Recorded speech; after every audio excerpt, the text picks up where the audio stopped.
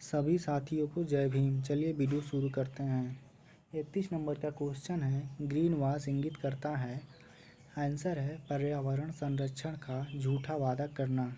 इसके बारे में और जान लीजिए। ग्रीन वॉश उस स्थिति को संदर्भित करता है जहां एक संगठन अपने पर्यावरण प्रथाओं या किसी उत्पाद या संगठन के पर्यावरण लाभों के बारे में लोगों को गुमराह करना चाहता है। 32 नंबर का क्वेश्चन है, उत्तर प्रदेश की प्रथम राज्यपाल थीं। उत्तर है सरोजिनी नायडू। इनके बारे में और जानिए। उत्तर प्रदेश की प्रथम राज्यपाल सरोजिनी नायडू थीं, जो 15 अगस्त 1947 से 2 मार्च 1949 तक थीं। वर्तमान में राज्यपाल श्री राम नाईक हैं। सरोजिनी नायडू जो है भारत की प्रथम महिला राज्यपाल थीं।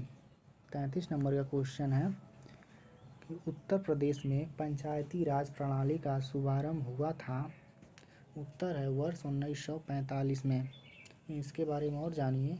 संयुक्त प्रांत पंचायत राज अधिनियम 1947 द्वारा 7 दिसंबर 1947 को गवर्नर जनरल के हस्ताक्षर होने के बाद प्रदेश में 15 अगस्त 1945 को पंचायती राज की स्थापना हुई। 34 नंबर का क्वेश्चन है, हैंडबुक ऑफ एग्रीकल्चर प्रकाशित होती है। उत्तर है भारतीय कृषि अनुसंधान परिषद द्वारा। और इसके बारे में जानिए। हैंडबुक ऑफ एग्रीकल्चर भारतीय कृषि अनुसंधान परिषद ICAR का प्रकाशन है। 35 नंबर का क्वेश्चन है, एक निर्वाचित संविधान सभा द्वारा भारत के संविधान का निर्माण करने का प्रस्ताव किया गया था। उत्तर है भारत सरकार अधिनियम 1935 द्वारा। इसके बारे में और जानिए। एक निर्वाचित संविधान सभा द्वारा भारत के संविधान का निर्माण करने का प्रस्ताव सर्वप्रथम क्रिप्स मिशन 1942 द्वारा दिया गया था। 36 नंबर का क्वेश्चन है, 1946 में निर्मित अंतरिम सरकार में कार्यपालिका परिषद के उपसभापति थे। उत्तर है जवाहरलाल नेहरू, 24 अगस्त 1946 को। इनके बारे में और जानिए। अंतर्राष्ट्रीय सरकार की घोषणा इस व्यवस्था के साथ की गई कि अंतरिम सरकार 2 दिसंबर 1946 को कार्यभार संभालेगी। वायसराय इसमें कार्यपालिका परिषद का पदेन अध्यक्ष था तथा जवाहरलाल नेहरू को उपाध्यक्ष या उपसभापति बनाया गया। 37 नंबर का क्वेश्चन है, प्रकाश की तीव्रता नापने के लिए जिस उपकरण का उपयोग किया जाता है उसे कहते हैं। उत्तर है लक्स मीटर। इसके बारे में और जानिए। प्रकाश की तीव्रता नापने का उपकरण लक्स मीटर है, जबकि कोलोरीमीटर एक प्रकाश सुग्राही उपकरण है जो किसी पदार्थ द्वारा अवशोषित किए जाने वाले रंग को मापता है। 38 नंबर का क्वेश्चन है, एक व्यक्ति संवेदनशील तराजू पर खड़ा है। यदि वह गहरी सांस अंदर लेता है तो। उत्तर है तराजू की रीडिंग घटेगी। इसके बारे में और जानिए। व्यक्ति के गहरी सांस लेने में तराजू की रेटिंग घटेगी, अर्थात तराजू द्वारा व्यक्ति का वजन कम दर्शाया जाएगा। 39 नंबर का क्वेश्चन है, भारत के लिए संविधान की रचना हेतु संविधान सभा का विचार सर्वप्रथम किसने प्रस्तुत किया था। उत्तर है स्वराज पार्टी ने 1934 में। इसके बारे में और जानिए कि मई 1934 में रांची में स्वराज पार्टी आत्मनिर्णय के अधिकार की मांग की और एक प्रस्ताव पारित किया जिसमें कहा गया कि वयस्क मताधिकार के आधार पर निर्वाचित भारतीय प्रतिनिधियों की एक संविधान सभा होगी जो संविधान का निर्माण करेगी। भारतीयों की ओर से संविधान सभा को मांग करने का यह प्रथम अवसर था। 41 नंबर का क्वेश्चन है कि भारत को एक संविधान देने का प्रस्ताव संविधान सभा द्वारा पारित किया गया था। उत्तर है 22 जनवरी 1947 को। इसके बारे में और जानिए। 22 जनवरी 1947 को संविधान सभा द्वारा भारत को एक संविधान देने का उद्देश्य प्रस्ताव पारित किया गया।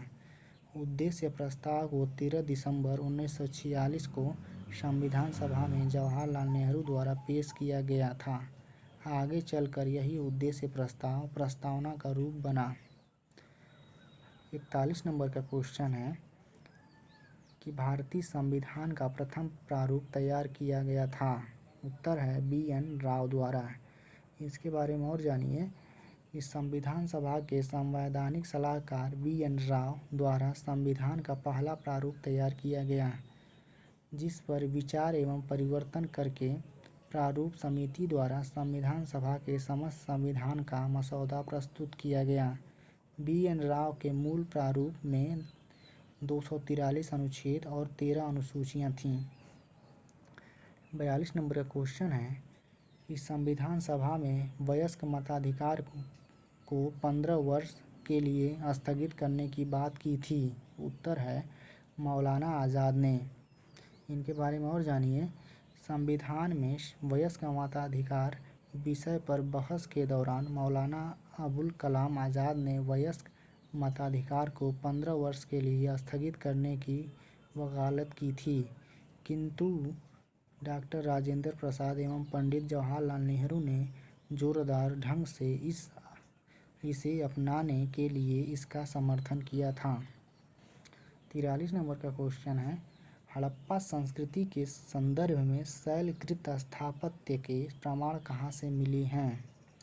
उत्तर है धौलावीरा से। इसके बारे में और जानिए। धौलावीरा सभ्यता की भारत में स्थित दूसरी सबसे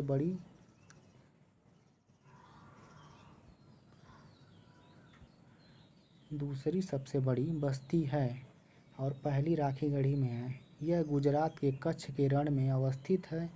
यहाँ से उत्खनन के परिणाम स्वरूप हड़प्पा सभ्यता की अनेक महत्वपूर्ण जानकारियाँ प्राप्त की गईं।